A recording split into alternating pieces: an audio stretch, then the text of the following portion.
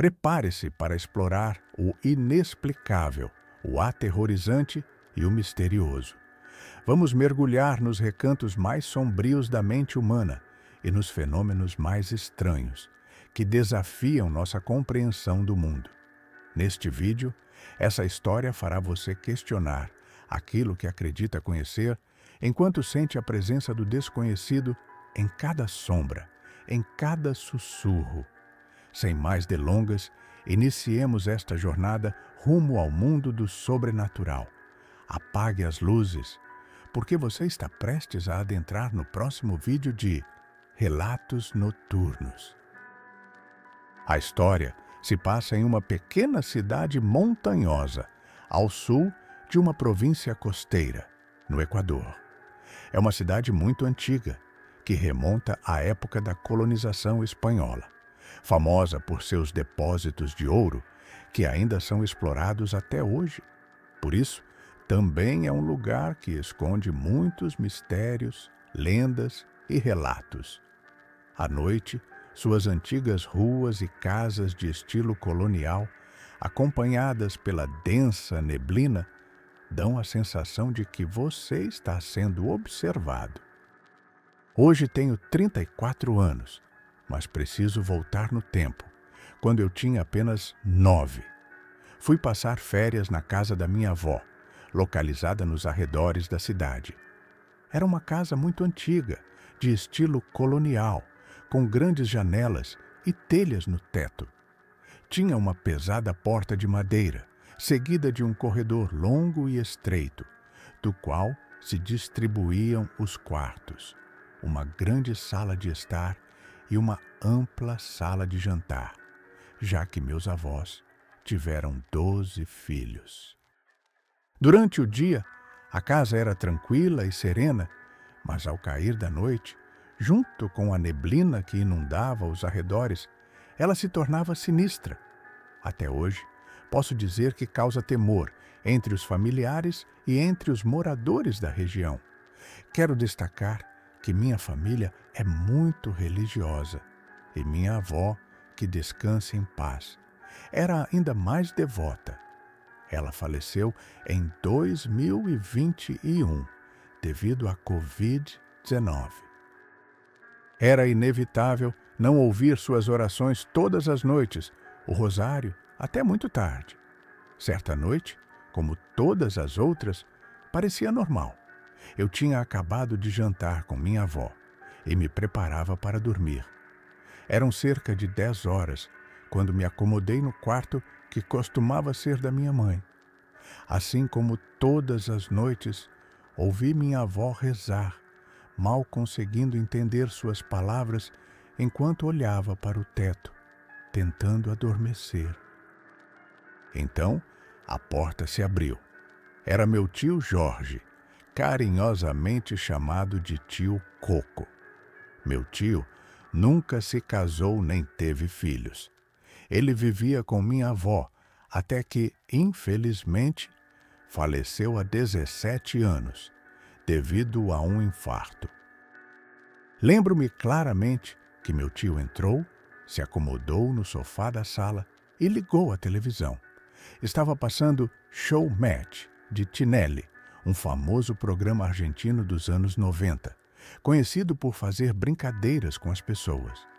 O mais peculiar para mim era a despedida do apresentador, que gritava "tchau, tchau", repetidamente. Era comum que, quando o apresentador se despedia, meu tio desligasse a televisão e então se retirasse para seu quarto. Naquela noite, quando meu tio apagou a TV, todos nós ouvimos um som peculiar. Uma risada muito suave vinda da sala de jantar, seguida pelo barulho de dados rolando sobre a mesa, que aparentemente eram recolhidos por uma mão com unhas muito longas, que arranhavam a superfície da mesa. Ao menos foi isso que imaginamos. Imediatamente, meu tio Coco chamou minha avó, perguntando: "Mãe, você ouviu isso?" Minha avó continuava a rezar, mas agora fazia isso em voz alta, pedindo a Deus e aos santos que afastassem qualquer mal que estivesse presente na casa naquele momento. Após alguns minutos, ao terminar, minha avó saiu e disse com uma voz muito séria: "É ele." A essa altura, eu estava paralisado de medo, segurando o lençol com todas as minhas forças, temendo que me fosse arrancado das mãos. Evitava por completo olhar pela janela. O que quer que estivesse sentado à mesa se levantou. Seus passos eram tão fortes e pesados que a casa parecia tremer como em um terremoto. Meu tio correu para o quarto da minha avó e os dois começaram a rezar muito alto, recitando salmos da Bíblia. Isso fez com que o que estava do lado de fora movesse a casa de maneira violenta. As janelas pareciam que iam quebrar, as portas batiam com força e a pesada porta de entrada soava como se a qualquer momento fosse arrancada. Foram poucos minutos, ou talvez segundos, de terror que me mantiveram ancorado à minha cama, rezando e chorando, incapaz de fazer qualquer coisa, nem mesmo de me levantar. Tamanha era a intensidade do medo que sentia. Então, em um segundo, tudo se acalmou. Não se ouvia mais nada. Uma aparente paz inundou a casa. Lá fora, nem os insetos se faziam ouvir. Minha avó me chamou. "Gabriel, filho, você está bem?" Respondi que sim e perguntei o que havia acontecido.